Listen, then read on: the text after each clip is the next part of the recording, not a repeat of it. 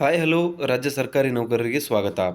ಸ್ನೇಹಿತರೆ, ಇವತ್ತಿನ ಒಂದು ವಿಡಿಯೋದಲ್ಲಿ ಸರ್ಕಾರಿ ನೌಕರರಿಗೆ ಒಂದು ಇಂಪಾರ್ಟೆಂಟ್ ಆಗಿರುವಂಥ ಅಪ್ಡೇಟ್ ಬರ್ತಾ ಇದೆ.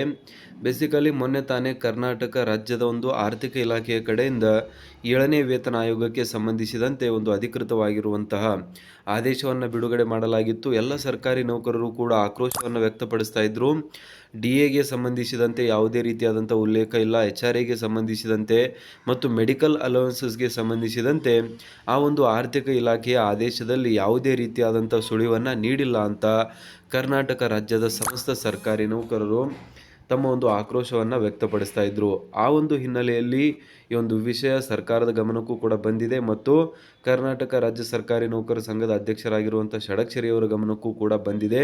ಇವಾಗ ಅವರು ಸ್ಪಷ್ಟನೆಯನ್ನು ನೀಡಿದ್ದು, ಏನು 7ನೇ ವೇತನ ಆಯೋಗ ಕರ್ನಾಟಕ ನೂತನ ವೇತನ ಶ್ರೇಣಿಯ ಪ್ರಕಾರ ಡಿ.ಎ ಹಾಗೂ HR.ಗಳು ಸಂಬಂಧಿಸಿದಂಥ ಆದೇಶ ಇನ್ನೊಂದೆರಡು ದಿನಗಳಲ್ಲಿ ಸರ್ಕಾರಿ ನೌಕರರಿಗಾಗಿ ಬಿಡುಗಡೆ ಮಾಡಲಾಗುವುದು. ಅದು ಆರ್ಥಿಕ ಇಲಾಖೆಯ ಕಡೆಯಿಂದ ಅಧಿಕೃತವಾಗಿ ಬಿಡುಗಡೆ ಮಾಡಲಾಗುವುದು ಅಂತ ಹೇಳಿದ್ದಾರೆ. ಸೊ ಹಾಗಾಗಿ ಯಾರು ಸರ್ಕಾರಿ ನೌಕರರು ಕೂಡ ಚಿಂತಿಸುವ ಅವಶ್ಯಕತೆ ಇಲ್ಲ. ಎಷ್ಟು ಡಿ.ಎ ಬರುತ್ತೆ ಅಂತ ಎಲ್ಲರೂ ಕೂಡ ಚಿಂತೆಯನ್ನು ಮಾಡ್ತಾಯಿದ್ರು. 13.5% ಕೊಡ್ತಾರಾ ಅಥವಾ 0% ಕೊಡ್ತಾರಾ ಅನ್ನೋ ಒಂದು ಗೊಂದಲಗಳು ಸೃಷ್ಟಿಯಾಗಿದ್ದವು. ಸೊ ಎಲ್ಲ ಒಂದು ಗೊಂದಲಗಳಿಗೆ ತೆರೆ ಬೀಳಲಿದೆ ಮತ್ತು ಎಷ್ಟು ಬರುತ್ತೆ ಡಿ.ಎ, ಎಷ್ಟು HR.ಎ ಬರುತ್ತೆ, ಮೆಡಿಕಲ್ ಅಲೋವೆನ್ಸ್ ಎಲ್ಲವೂ ಸಂಬಂಧಿಸಿದಂತೆ ಒಂದು ಅಧಿಕೃತವಾಗಿರುವಂಥ ಆದೇಶವನ್ನು ಕರ್ನಾಟಕ ರಾಜ್ಯದ ಆರ್ಥಿಕ ಇಲಾಖೆ ಸದ್ಯದಲ್ಲೇ ಹೊರಡಿಸಲಿದೆ ಅಂತ ಮಾಹಿತಿ ಬರ್ತಾ ಇದೆ.